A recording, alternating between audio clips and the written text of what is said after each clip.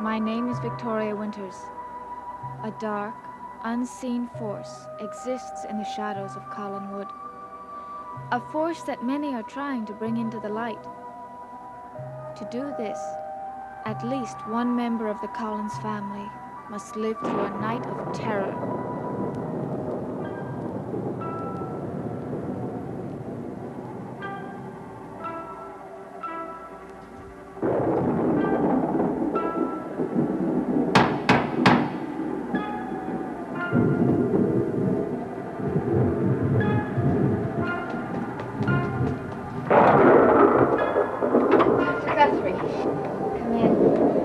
Lucky. I just beat the rain. I was afraid I'd get caught coming through the woods. Through the woods? Yes, I went to see your Aunt Laura. What for? To invite her to the seance. I didn't know you were planning to do that. Yes, I thought it might be interesting if she were here. What did she say? She refused my invitation, rather firmly. I'm not surprised. But what does that mean? Are you still planning to go ahead with it? Oh, yes. In fact, I think we might have better results without Mrs. Collins. Why do you say that? Because she's hostile to what I'm trying to do. And a hostile force might disrupt communication. Communication? With the world of the unknown and the unseen.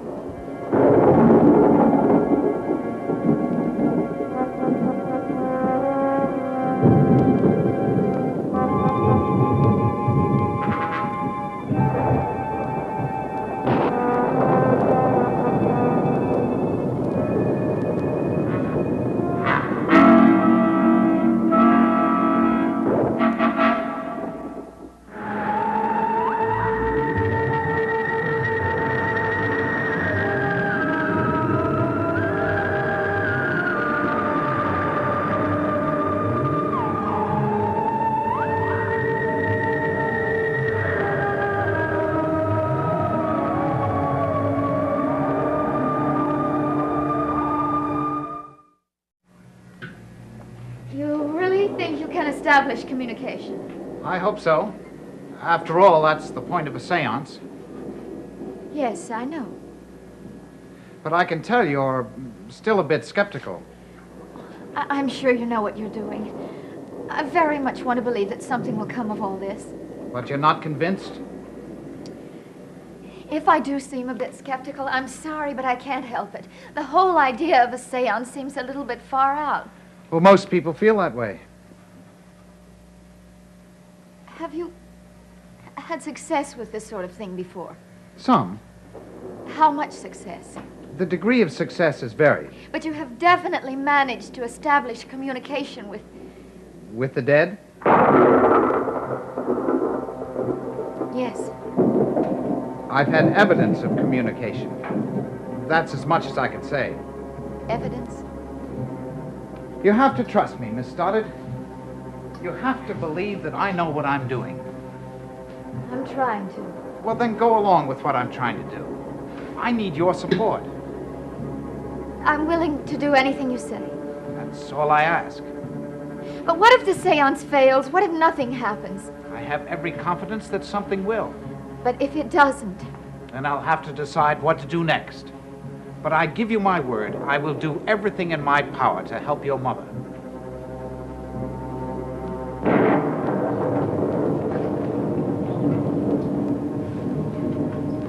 Hello, Dr. Guthrie. Hello, Miss Winters. Is David asleep? Not yet. He says the sound of the storm is bothering him. And thunder is enough to keep anyone awake. When are you going to start the seance? Oh, in an hour or so, or when David's fast asleep. I don't want any intrusions. Who's going to be there? Well, just you and Miss Stoddard, Mr. Collins, and myself. Not Mrs. Collins. She refused to come. Oh. Are you expecting someone? No. And it's very late for a visitor. I'll get it.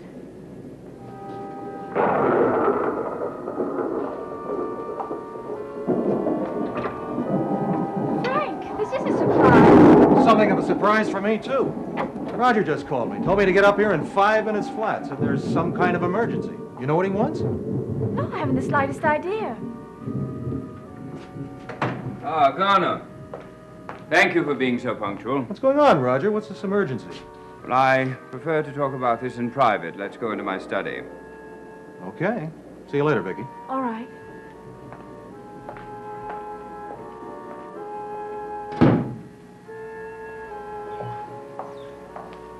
What did Frank want?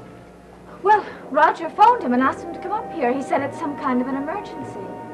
Emergency? I don't know anything about it, do you? Not a thing. It's very strange. Strange things are happening in this house. Half the time, I don't even understand what's going on. I only know one thing. I'm frightened. More frightened than I've ever been in my life.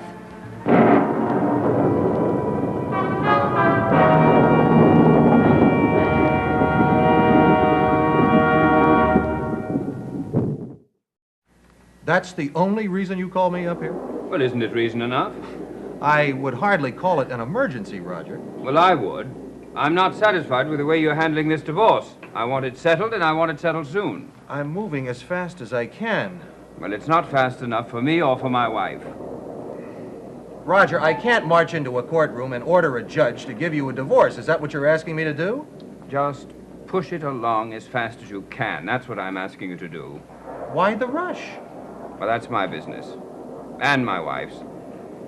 Mrs. Collins has been putting a great deal of pressure on me lately to get this thing resolved. Oh, she has. Yes, she's eager to take David and leave. May I ask why? You may not. Just get this legal complication out of the way as soon as you can. All right, Roger, I'll do the best I can.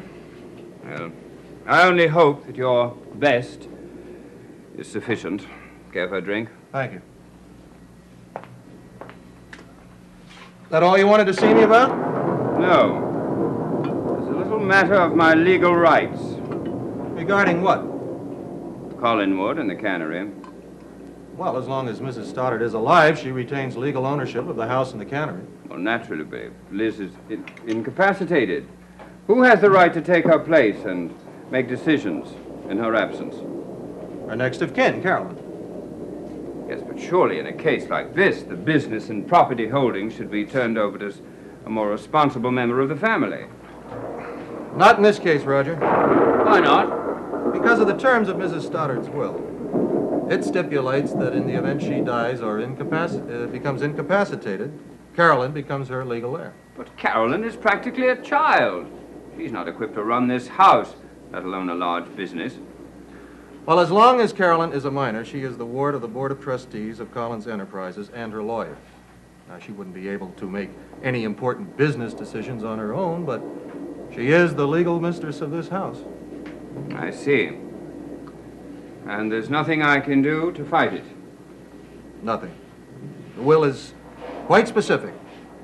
It would be upheld in any court of law in the land. So, I'm to be dictated to by my little niece. How very charming. You've always gotten along with Carol. Until recently. Oh? She's grown headstrong. She's the very picture of a mother. She's allowing things to happen in this house that I don't approve of. Which brings us to the subject of your friend, this so-called psychologist. Roger, Peter Guthrie is a qualified psychologist. Really? I don't know much about psychologists, but do they always go around arranging seances? Seances? Oh, surely you know about it, don't you? You're the one who brought him here. No, I haven't talked to him in several days. Well, then let me acquaint you with the plan of this evening. Carolyn, Vicky, myself, and the good doctor, all reputedly sane and rational people, are going to sit around a table and wait for some spook to say boo. Well, I'm sure he must have a very good reason for wanting to do this. Well, he may have a good reason. But you disappoint me, Garner. I thought you were a much more intelligent man. You certainly don't believe this nonsense. Roger, all I can tell you is that Peter Guthrie is a competent and qualified man. I'm sure he knows what he's doing. Well, I'm not. And I'm not at all sure that he is what he says he is, just a psychologist trying to understand what happened to poor Liz. Well, he is. You'll just have to take my word for that. Does your run-of-the-mill psychologist always go around evoking witchcraft and voodoo? All right, Roger. His methods may be a little bit strange, but I have all the confidence in the world in him. And you won't say more than that? There's nothing else to say. Guthrie is trying to find out what causes your sister's illness. He has to use his own methods to do that. All right, Garner. I think you know more than you're telling me, but that's all right. I'll find out about this man and deal with him in my own way.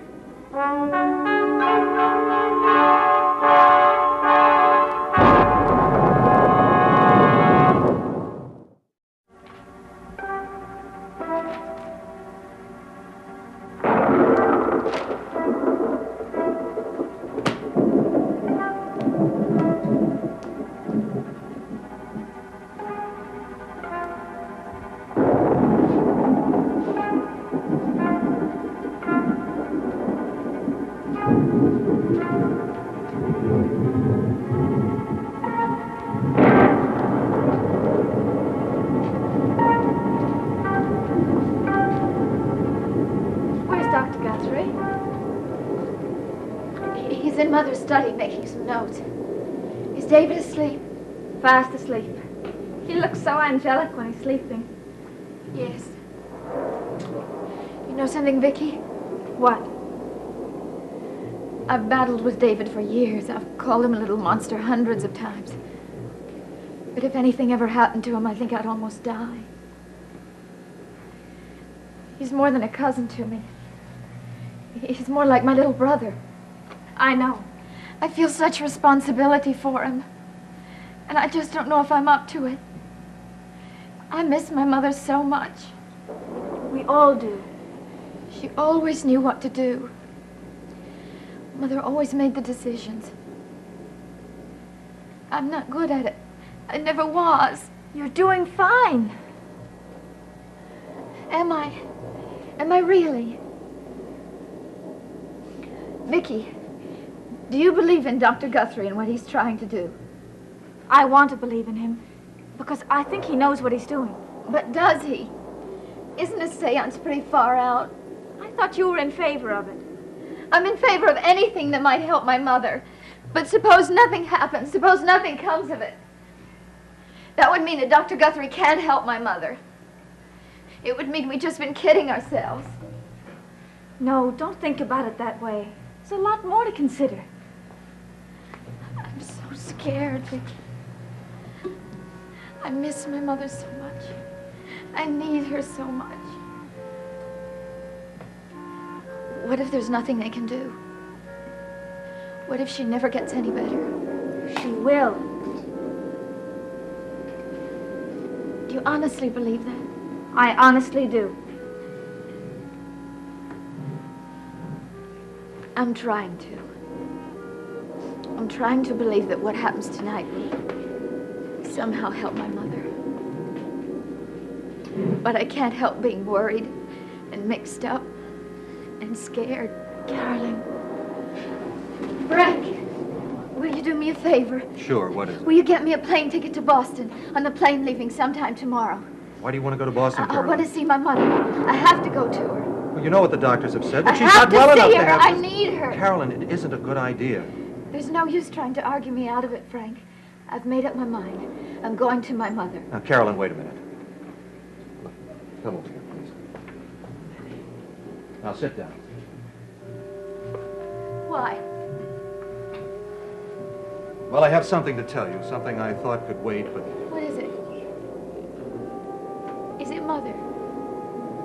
Is she worse? No, Carolyn, it's nothing like that. It's just that... Well, I've seen your mother. When? Today. I took the early plane down to Boston. I've talked with her doctor. Well, how is she? How does she look? How does she seem? About the same. Well, then why don't you want me to go to see her? Well, I started to say, I talked to her doctors, and they feel that a visit from a member of the family wouldn't be advisable at this time. Why not? Well, they're still running tests, and so far the results have been inconclusive. She's worse. So... That's why you don't want me to go see her. No, Carolyn, they're still running the tests. They're very You're lying hopeful. to me. I know what those doctors said. They told you my mother is going to die. Carolyn, they didn't say Stop that. lying to me. Stop trying to be nice to me. I know the truth. My mother is never going to get well. Carolyn, that's far from the truth. Mother. Nobody knows. Carolyn, please don't. Everything that can be done for your mother is being done here and in Boston. And what's that? A bunch of stupid doctors that can't tell us what's wrong with her. Even Dr. Guthrie doesn't know. But he's trying to find out. He's nothing more than a quack. The only thing he can think of is conducting some ridiculous seance. I'm sorry you feel that way, Miss Stoddard. We can call the seance off if you like. It's up to you. I'm sure that Carolyn didn't mean it. She just got a little emotional, Peter. Shall we call it off? Yes. It wouldn't do any good anyway. I'm never going to see my mother again. At least not alive. Carolyn, please, leave me alone.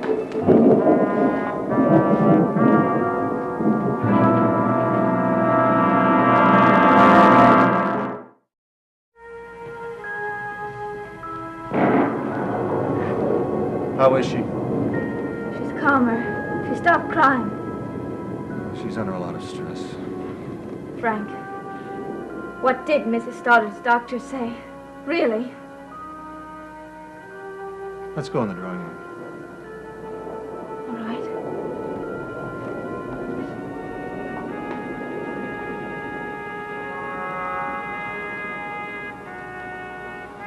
What did they say? It isn't good. You mean that they don't hold much hope for her? At this point, practically none. Oh, no.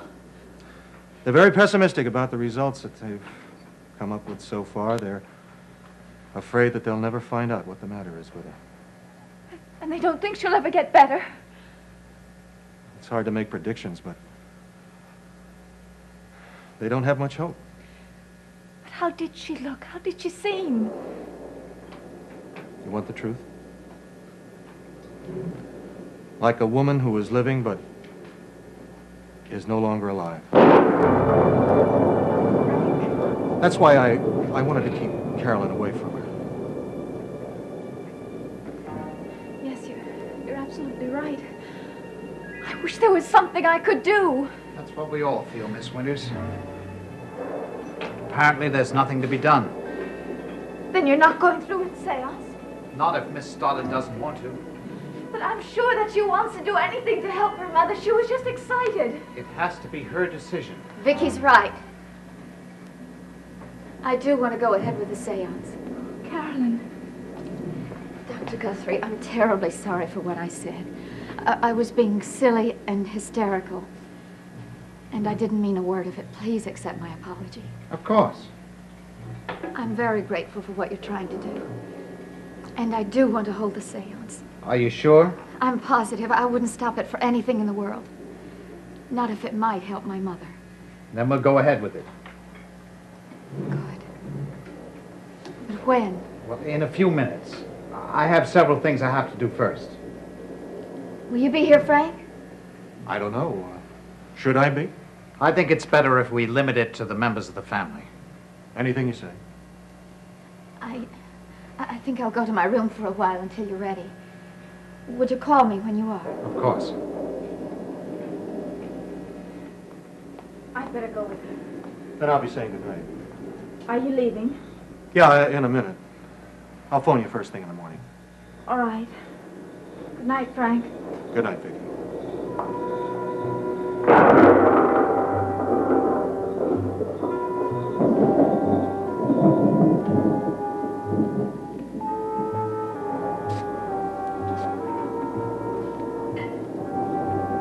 Peter, I hope you didn't pay too much attention to what Carolyn said. I know she's under a great strain, Frank. We all are. Mrs. Stoddard's life may be hanging in the balance. So much depends on what we might learn tonight. Then you're confident you will find something. Yes, but I'm not as confident as I might seem in front of the others. No? I'm dealing in a very new science, Frank. So little is known and less is understood. But it's worth trying. I think it is, yes. Otherwise, I wouldn't suggest it. Well, try to keep the girls from getting too frightened. They're both pretty shaky.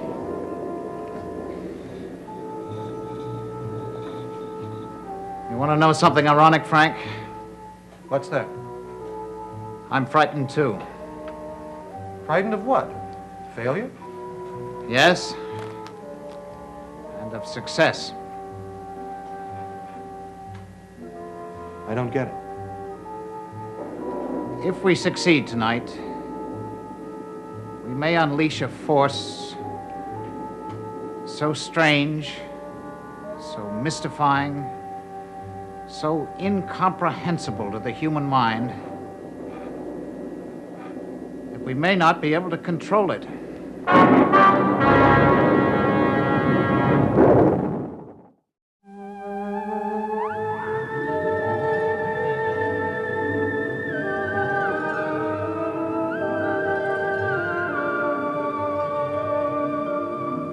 Holiday on Ice returns for an encore. See this lavish color extravaganza with Milton Berle and some of the world's greatest skating stars. Tonight at 10, 9 o'clock Central Time on ABC.